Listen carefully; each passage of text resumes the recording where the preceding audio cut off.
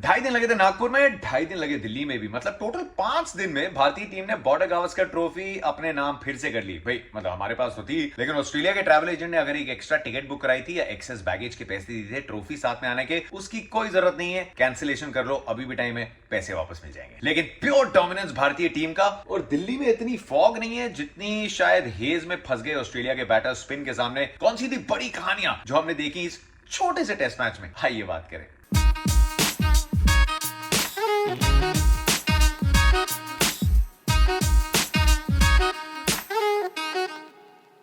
यार अभी तो मैंने सूटकेस अनपैक नहीं किया था, इसको फिर से पैक करने का टाइम आ गया। मतलब सेटल इन भी नहीं हुआ था मैं रूम में और टेस्ट मैच खत्म हो गया। उम्मीद नहीं थी इस वाले की, बिल्कुल उम्मीद नहीं थी। हम जब ऑस्ट्रेलिया गए थे, हम एक बार 36 पे ऑल आउट हो गए थे और पूरे जो एक्सपर्ट्स है सबने बोल दिया था कि 4-0 से भारतीय टीम हार जाएगी। लेकिन यहाँ तो 2 बार कोलैप्स हो गया। नागपुर में इंडिया ने 400 बनाए थे, ऑस्ट्रेलिया 32.5 ओवर खेल पाई। दिल्ली में इंडिया ने उनकी फर्स्ट इनिंग्स को मैच किया, फोर्थ इनिंग्स में चेज किया, ऑस्ट्रेलिया यहाँ पे भी 31.5 ओवर ही खेल रही। मतलब व्हाट्स हैपनिंग? क्या ऑस्ट्रेलिया कंफ्यूज हो गई थी कि इंडिया का सबसे साफ सुथरा शहर दिल्ली है, इंदौर नहीं? क्योंकि इंदौर में आप स्वीप लगाएं तो लोग बोलते हैं वेल डन, आप हमारे शहर में घुल मिल गए हो, हमारा सबसे साफ शहर है। लेकिन दिल्ली में स्वीप कौन लगाता है यार? इंडियन बैट्समैन जो दिल्ली में खेल रहे हैं वो स्वीप नहीं लगा रहे। रोहित शर्मा बोल रहे हैं स्वीप नहीं लगानी, विराट कोहली जो यहाँ खेलते आए वो स्वीप नहीं लगा रहे। लेकिन ऑस्ट्रेलिया एक के बाद एक स्वीप लगाती गई। कुल मिला के 20 गेंदों पे 29 रन बनाए और 6 विकेटें गंवाई स्वीप खेलते हुए। स्वीप को हिंदी में बोलते हैं सफाई, लेकिन इस स्वीप शॉट से ऑस्ट्रेलिया का हुआ सफाया। प्यार बहुत था स्वीप शॉट के साथ, लेकिन एक तरफा प्यार नहीं। रविंद्र जडेजा और रविचंद्रन अश्विन ऑस्ट्रेलियाई बल्लेबाजों के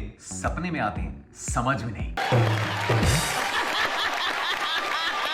जडेजा ने दूसरी बार 10 विकेट लिए एक मुकाबले में, 7 for 42 उनके करियर बेस्ट फिगर्स हैं। रविचंद्रन अश्विन अब 100 से ज्यादा विकेट ले चुके हैं ऑस्ट्रेलिया के सामने, और पहली बार अश्विन और जडेजा ने मिलके एक पारी में पूरे 10 विकेट खुद ही चटकाए। तीसरे दिन जब खेल शुरू हुआ था, हम सबको लगा था कि चलिए यार 2-250 के आसपास का इंडिया को टारगेट मिलेगा, ऑस्ट्रेलिया थोड़ा फाइट बैक करेगी, क्योंकि फाइट बैक का चांस मिला था, पहली बार मिला था इस सीरीज में। लेकिन पहले ओवर की आखिरी गेंद पे ट्रेविस हेड आउट हुए। रविचंद्रन अश्विन की एक बहुत अच्छी बॉल थी, चलो स्वीप करते हुए तो आउट नहीं हुआ लड़का, at least in his head he tried to figure Ashwin out, but at the end Ashwin is the head master. उन्होंने उनको आउट किया और उसके बाद शुरू हुए वो 78 मिनट जो ऑस्ट्रेलिया से कोई नहीं छीन पाया। नहीं मतलब एक्चुअली इंडिया से कोई विकेट नहीं छीन पाया। 78 मिनट और 115 बॉल्स के बीच में ऑस्ट्रेलिया की 9 विकेटें धराशायी हुई और इंडिया ने कहा थैंक यू वेरी मच। बुरा उनके लिए लगा जिन्होंने चौथे और 5वें दिन की टिकट ली थी। मैंने अपने इस पहले मैच के पोस्टर में बोला था कि पहले 3 दिन की टिकट लेना, जैसे मैं सिर्फ 3 सूट लेके आया था। लेकिन इंडिया ने की मोमेंट जीते। इंडिया ने बताया फाइट बैक कैसे होता है, और यही बहुत बड़ा डिफरेंस है दोनों टीम्स के बीच में। ऑस्ट्रेलिया नंबर 1 बन के आई थी, अब इंडिया नंबर 1 बन चुकी है, तीनों फॉर्मेट में नंबर 1 बन चुकी है। और नंबर 1 टीम आप तीनों फॉर्मेट में ना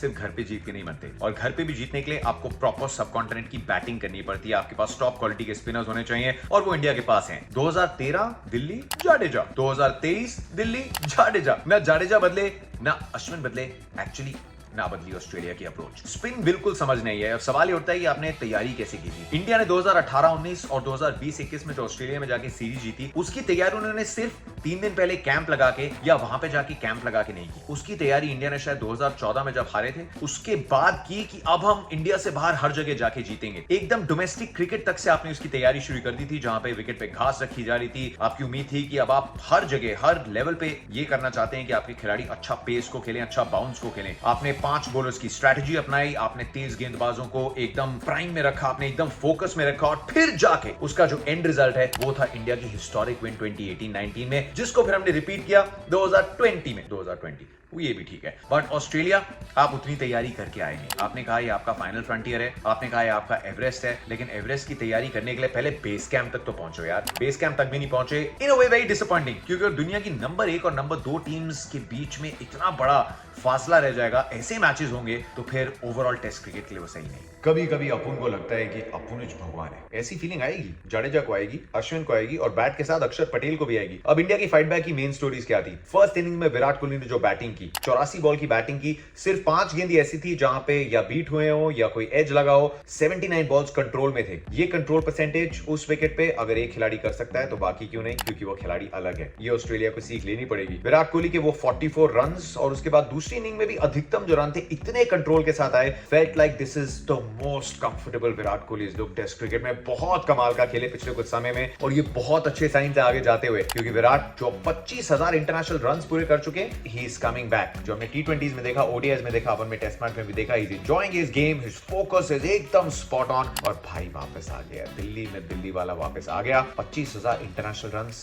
बहुत होते हैं यार, सिर्फ 6 खिलाड़ियों ने पूरे किए। नंबर 1 पे विराजमान हमारे मास्टर ब्लास्टर, नंबर 6 पे विराजमान अब हमारे मॉडर्न मास्टर। 2 इंडियंस उस लिस्ट में है, लेकिन विराट कोहली के कंटेम्पररीज आप अलग अलग इरास को कंपेयर नहीं करते, लेकिन what about the other fab four? Virat Kohli के पास 7,500 रनों की लीड है जो रूट के कंपैरिजन में, उसके बाद आते हैं डेविड वार्नर, लेकिन this is a big margin और ये बताता है कि सबसे तेज तो उन्होंने 25,000 रन पूरे किए, पर आप इतना और क्रिकेट भी खेल रहे हो जो उसमें बाकी दिग्गज हैं, उन्होंने इतना लिमिटेड ओवर्स क्रिकेट नहीं खेला, रूल अलग है, लेकिन अपने कंटेम्पररीज में Virat is the greatest. Cheteshwar Pujara ने अपने इंटरव्यू में बताया कि वो नर्वस थे, जो पहली बारी में आए थे नर्वस थे और अंडरस्टैंडेबल है यार। 100वां टेस्ट मैच, एक खिलाड़ी जिसने इतनी लड़ाई की है भारतीय टीम के लिए, मतलब जैसे सरहद पे हमारे जवानों की वजह से हमारा देश महफूज रहता है, वैसे ही पुजारा जब बीच में होते हैं, टॉप फॉर्म में होते हैं, तो हमारी टीम महफूज रहती है। एंड स्पेशली अगेंस्ट ऑस्ट्रेलिया, सिर्फ रनों से मत तोलो यार इस करियर को, इन 100 टेस्ट मैचेस में पूरी जी जान लगा दी। और टेस्ट क्रिकेट चाहे जितना भी बदल जाए, चेतेश्वर पुजारा जैसे फाइटर्स, शिद्दत से खेलने वाले खिलाड़ियों की जगह हमेशा रहेगी। तो you can understand the nervousness. जो पहली पारी में आए थे, एक बार ऑलमोस्ट आउट थे 0 के स्कोर पे ही, तब उन्होंने डीआरएस नहीं लिया ऑस्ट्रेलिया ने, दूसरी बार 0 के स्कोर पे आउट हो गए, लेकिन जब उतरे सेकंड इनिंग्स में और स्पेशली जब विनिंग शॉट, ओए होए होए, down the track mid on के ऊपर से, भाई दिल जीत लिया पूजी ने। और साथ में श्रीकर भरत, उनके भी जो फिनिशिंग टचेस थे, मतलब इंडिया मैच तो जीत जाती, लेकिन कहीं से भी कहानी में ना ट्विस्ट नहीं आना चाहिए। जैसे अय्यर ने कोशिश की कि मैं मार रहा हूं, ऐसा नहीं, श्रीकर भरत ने आके अलग गेम खेला।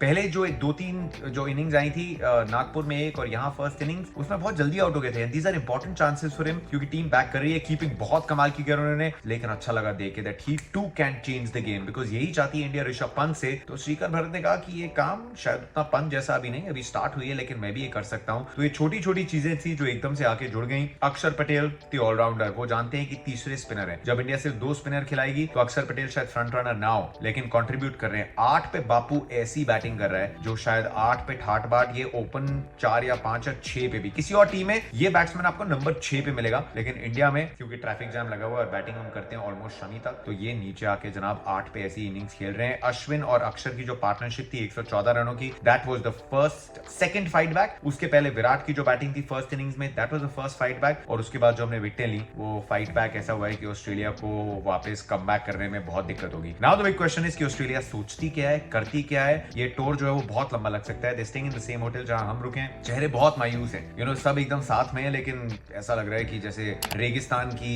तन्हाई होती है वो सब महसूस कर रहे हैं। So how does Australia bounce back, that will be a big question कि यहां कैसे बिलीव कराएं। 7-8 दिन में सबकी टेक्निक तो नहीं बदल जाएगी, लेकिन how they will bounce back is going to be the question. Do you think they will bounce back? They will fight individually, लेकिन एज अ क्यूमुलेटिव टीम मुझे नहीं लगता वापसी कर पाएंगे। So this was the entire लेखा जोखा इस पूरे मैच का। दिल्ली आए, दिल्ली दुरुस्त है ऑस्ट्रेलिया के लिए और दिल्ली एकदम दुरुस्त थी हमारी टीम के लिए। गौरव गावस्कर ट्रॉफी, मतलब गावस्कर साहब भी और गावस्कर ट्रॉफी भी इंडिया में रहे।